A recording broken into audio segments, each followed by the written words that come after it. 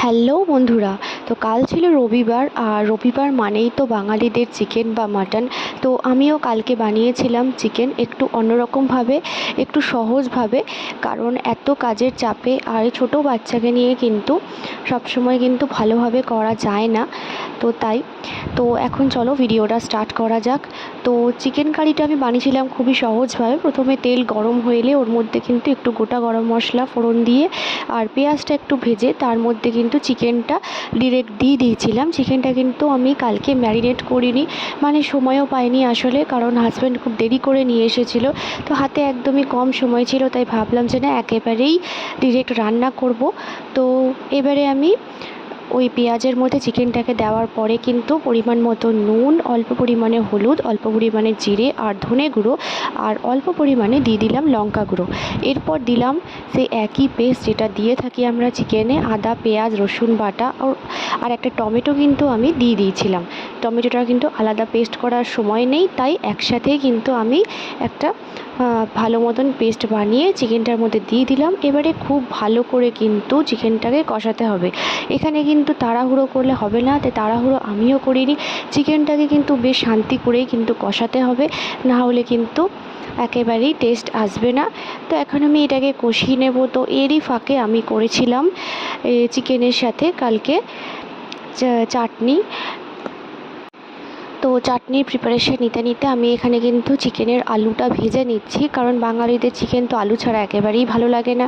তো ওই তেলের মধ্যে নুন আর হলুদ দিয়ে একটু সামান্য লঙ্কা গুঁড়ো দিয়ে কেটে রাখা আলুগুলো কিন্তু ভেজে নিচ্ছি। এর ফাঁকে কিন্তু চিকেনটাকেও ভালো করে কষিয়ে নিচ্ছি। চিকেনটা কিন্তু ভালো করে না কষালে একদমই টেস্ট আসে না। তো যাতে ভালো করে নুন মশলা সব কিছু ঢোকে, তার জন্য কিন্তু সময় নিয়ে কিন্তু এটা কষাবো। তো আলুগুলো আমার এর মধ্যে ভাজা হয়ে গিয়েছে। তো এবারে আমি আলুগুলো এর মধ্যে দিয়ে দিচ্ছি। আলুগুলো দেওয়ার পরে আরও ভালো করে নাড়িয়ে নেব। সব কিছু কিন্তু ভালো করে মাংসটার সাথে আলুগুলো মিশিয়ে নেব।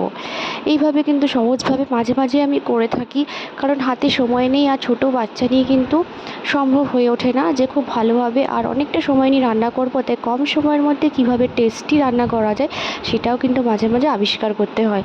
তো চিকেনটা অলমোস্ট আমার কষে এসেছিলো, তাই দিয়ে দিচ্ছি এর মধ্যে জলটা একটু বেশিই দিলাম, কারণ একটু ঝোল ঝোল চিকেন, কারণ হাজব্যান্ড বলেছে একটু চিকেনের ঝোল মতন যেন হয়, চিকেনের ঝোল খাবে, তো সেই জন্য একটু জলটা বেশিই দিলাম।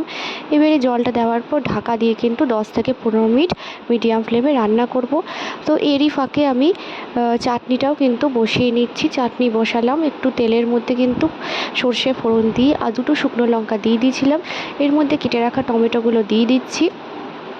এবারে একটু নুন আর হলুদ দিয়ে আর পরিমাণ মতন চিনি দিয়ে, চিনি এখানে আমি দিয়েছিলাম এই চামচে 2-3 চামচ মতন। খুব ভালো করে কিন্তু নাড়িয়ে নেব আর খুব ভালো করে মিশিয়ে নেব, যাতে চাটনিটা ভালোভাবে সেদ্ধ হয়ে যায়। এরই ফাঁকে কিন্তু আমি মাংসটাকেও কিন্তু দেখে যাচ্ছি যে না, এখনও কিন্তু এটা সেদ্ধ হয়নি। তো চাটনিটাতে আমি দিয়ে দিলাম জল দেওয়ার পরে খুব ভালোভাবে নাড়িয়ে দেব। আর এর মধ্যে দিয়ে দিলাম কতগুলো কিশমিশ, কাজু ছিল না তাই কিশমিশটাই দিয়ে দিলাম।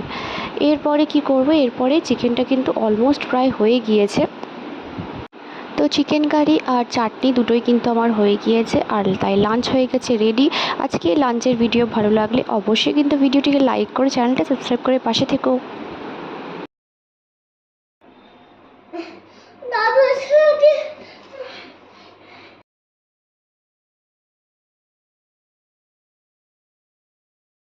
তো দেখা হচ্ছে আগামীকাল আবার নতুন লাঞ্চের রেসিপি নিয়ে।